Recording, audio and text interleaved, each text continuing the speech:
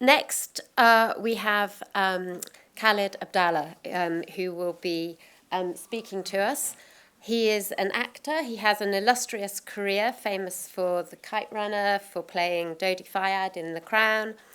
He's also an activist. He has taken part in protests in Egypt, in Tahrir Square, and more recently against the genocide in Gaza. He has been very outspoken amongst us.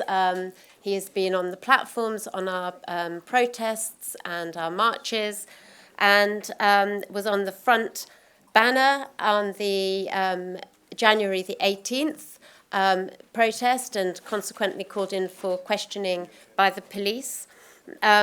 So he is a fantastic actor, fantastic activist, and we're very honoured to have him with us today. Khalid Abdalla.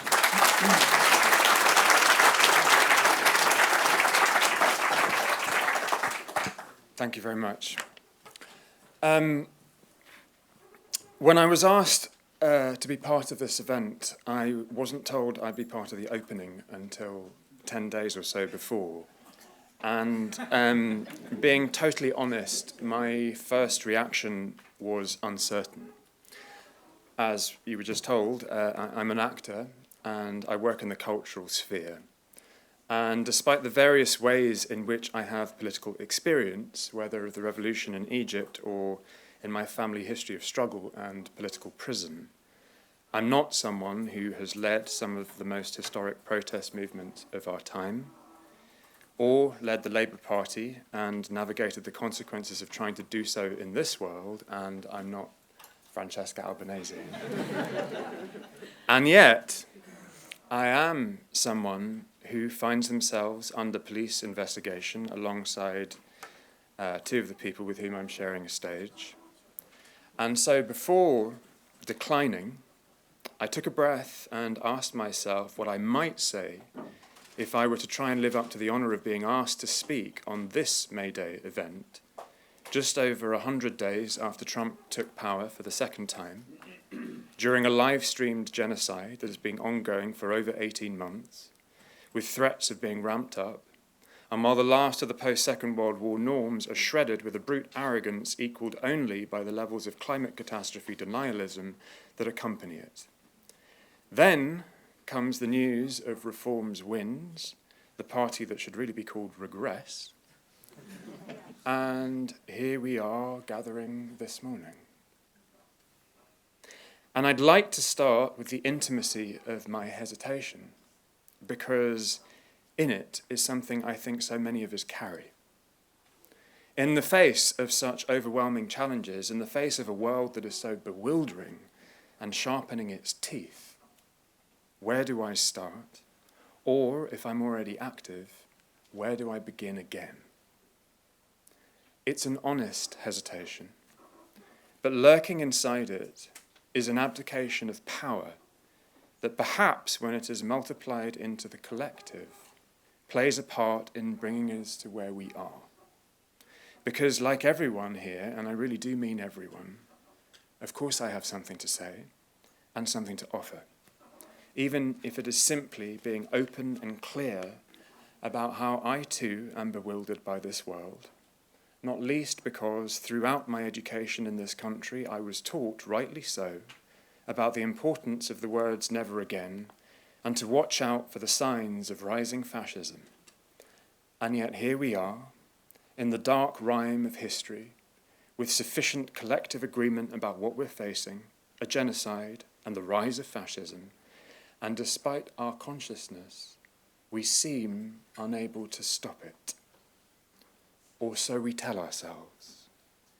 And from this flow the schizophrenic actions that mean I carry this consciousness, while I continue to be hostage to the machinery of capitalism, feeding its mechanisms, trying to be successful on its terms or just about survive, while simultaneously fighting it and becoming lost in my sense of who I am, pitted against who I wish I could be, trying to get by despite the failures of our political leadership, in a world of such rampant inequality that corporate power can buy what's left of the world's democracies, and accountability starts to look like videos of Teslas being smashed up, or refusing to buy products online from Amazon. Such is the degree of state capture. And so the first thing I want to say is, we are not confronting Trump and the New World disorder. We are confronting the old world disorder and its latest creation, Trump. It is decades of neoliberal capitalism and its beneficiaries that have created the world of rampant inequality everywhere and wage stagnation globalization that create the basic political and social experiences that someone like Trump, Modi, Sisi, Meloni, Farage, or even Putin step into, each in their own way and the specificity of their context. But when you systematically defund all the social democratic institutions of the post-war world across the world, privatize and deregulate without a redistributive tax policy, and the sphere of your growth becomes housing markets and the super rich becoming richer while the poor become poorer, and you think all the while you can find technological solutions that mean you don't have to change anything structural, well, this is the world of migration, social turmoil, and surveillance you get. And our failure is that we still haven't made that argument clear enough, because it's hard. And meanwhile, the progressive agenda is split between social and economic reforms as if they can be split, or rather because they can be split up, to the point that allows them to be instrumentalized in so-called culture wars. Minority rights set against economic injustice, and the battle of fractured identities that follows. And this is where I step in as an actor and writer, because our job is not just to interpret the world, but to change it.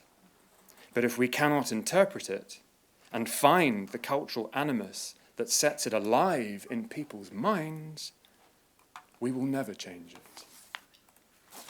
It is also where I step in as someone who has experienced revolution and counter-revolution. In the silences, in the abdication of collective power, the political consciousness that is against the status quo grows. The question is how to capture and channel its tumult and urges. Right-wing populism is always at an advantage over all its enemies because it arrives with arguments that are regressive, narratives and stories that come from the past, albeit frequently imagined, because these are things that people already know or think that they know, working within the frameworks of powerful interests that already exist and so seem more achievable, however ruinous. If you have a progressive agenda, you are always about building a future that is pitched at the horizon. You have to make it inspiring. You have to make it easy to explain without diluting its difficulty. You have to make it feel possible and irresistible. You have to be able to reinvent the culture you are standing in a way that can grow without shaming those who aren't willing to join you yet, because you're always sending them the message that they are welcome and that listening to them matters. Otherwise, you just get polarized face-offs that make for good TV and viral social media posts, but symptoms of a horrible world to live in. I can already tell from the titles of the sessions that are taking place over these 2 days that there is a broad agreement on our analysis of the world that we're facing and the challenges that confront us. And so the question is, what do we do about it now? How do we create the spaces for this consciousness to grow and the political desires in it to become effective in showing people that our analysis and our solutions put into action would actually create a far better world? I hope part of that is what comes from this gathering of thought and figures. I have to be honest and say that right now what is happening in Palestine has taken me to the brink of my faith in the basic goodness of humankind. And yet I also see Palestine as the key to unlocking a better future. And perhaps that's why I'm here. The intersection of global issues we face is clear when we talk about Palestine, the way in which things are linked. Netanyahu, given the honour of being the first official invite to the White House in the midst of a genocide, to sit by the fireside and gloat over Trump's fresh idea to ethnically cleanse Gaza and turn it into a so-called Riviera real estate opportunity, is the vision of the old world disorder on steroids and acid. International law is being broken on the back of the genocide in Palestine. Authoritarian norms are being established on the back of the genocide in Palestine and those who try to stop it. Universities, the media, culture, and protest, all subject to acts of authoritarian disciplining, either through changes to the law or removal of funding. And the idea that to rise in any profession, not just politics, but any profession, at the very least, you must be silent about Palestine and pawn your conscience to whatever pragmatic gains are still possible on the terms of what our oligarchic class deem permissible, is a primary marker of corrosion in our politics and culture. And yet, the moral spine of the world is regenerating from the ground up. Palestine is a space of consciousness that is animating deep realignments, most importantly amongst the world's youth, but in people of all ages. Jewish people, together with Palestinians, Arabs, and allies of all backgrounds, are finding the language and frameworks that reformulate how to stay true to the promise of the words never again, and what it means to build an international world order built on equal rights. The cultural and narrative renewal this represents is formidable. When we have a class of politicians able to take power while standing up for Palestinian rights, we will have a world that has turned a corner.